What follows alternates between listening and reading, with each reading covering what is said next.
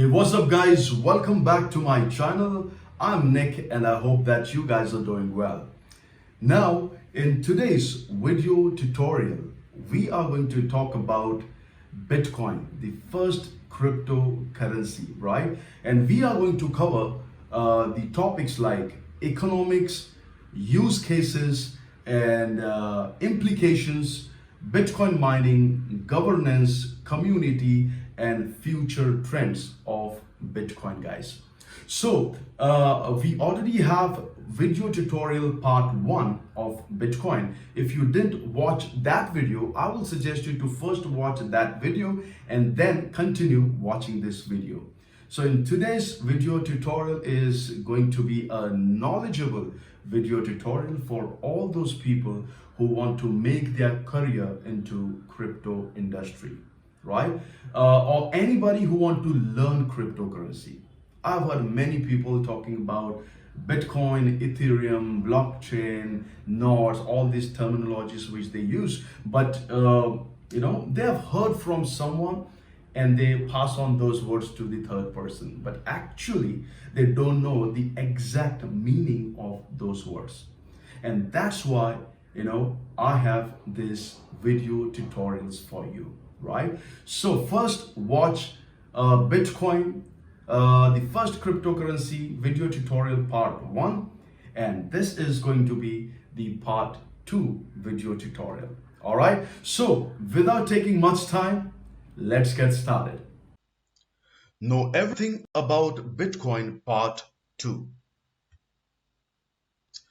So in this video tutorial, we are going to talk about economics, use cases, and implications, Bitcoin mining, governance, community, and future trend, guys.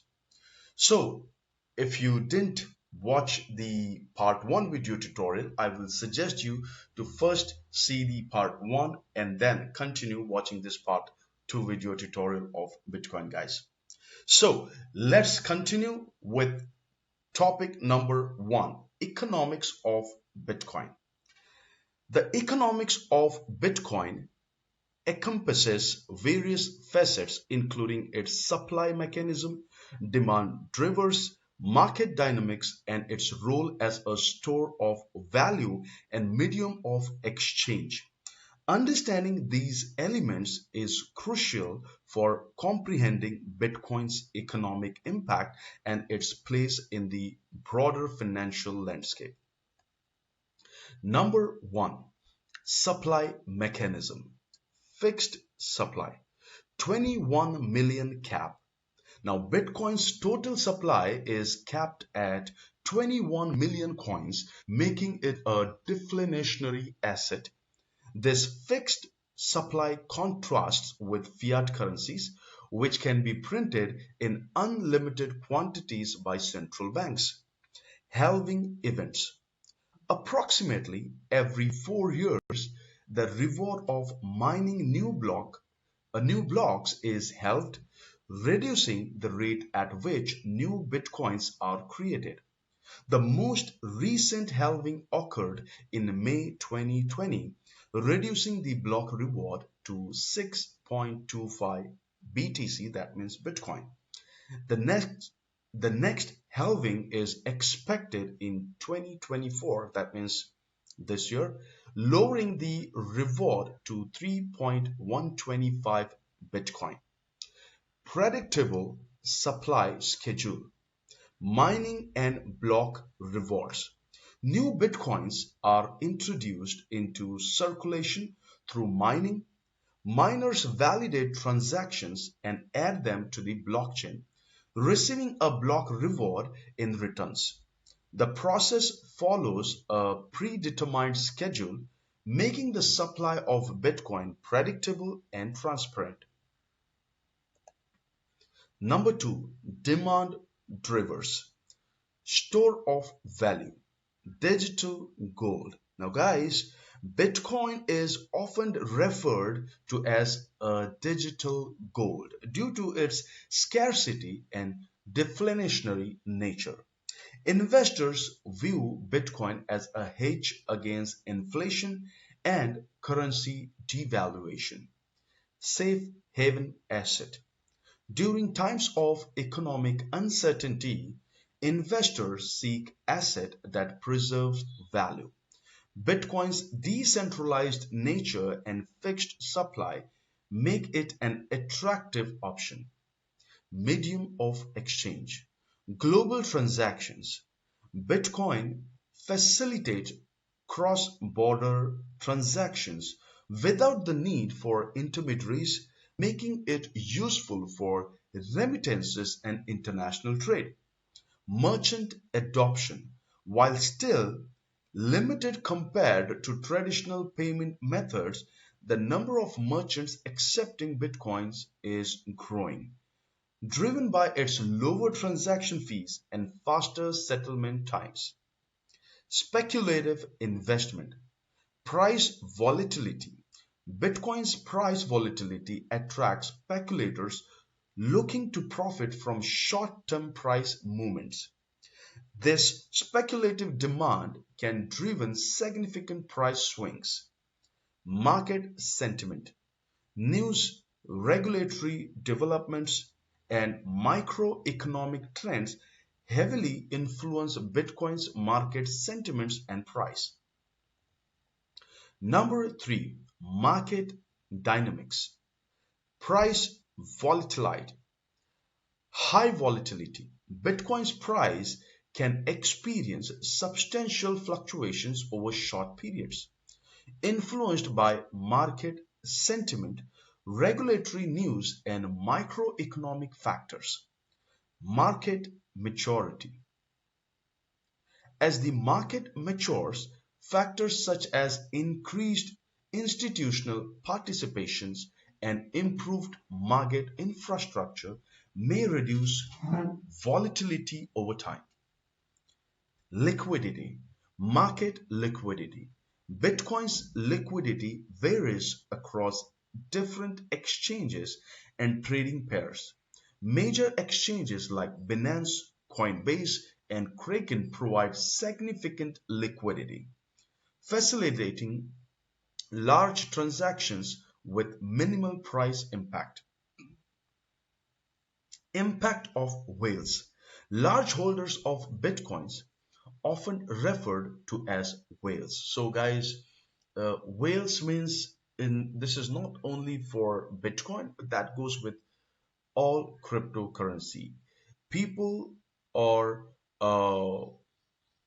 community or people, individual holding a large number of Bitcoin or particular cryptocurrency, those are called as whales, right? So here in the example of Bitcoin, okay, as we were talking about whales,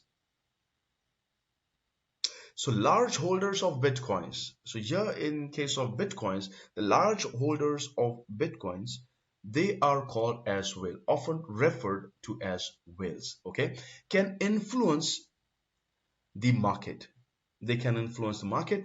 Their buying and selling actions can cause significant price movement due to the relatively small size of Bitcoin market compared to traditional financial markets. Now, exchange ecosystem, centralized exchanges. Most Bitcoin trading occurs on centralized exchanges, which offer high liquidity and various trading pairs. Examples include Binance, Coinbase, and Kraken. Decentralized exchanges, also called as DEX. Now, DEX allows users to trade directly from their wallets without intermediaries, enhancing security and privacy. However, they typically offer lower liquidity and higher slippage compared to centralized exchanges. Now, number four, monetary properties. Deflationary nature, finite supply. The fixed supply of 21 million bitcoins created a deflationary dynamic as increasing demand over time against a capped supply can drive up the price. Lost bitcoins. The significant number of bitcoins are believed to be lost due to forgotten private keys, contributing to the deflationary nature by effectively reducing the circulating supply. Divisibility. Satoshis. Bitcoin can be divided into smaller units called satoshis, with one Bitcoin equal to 100 million satoshis. This high divisibility makes Bitcoin practical for various transaction sizes. Number 5.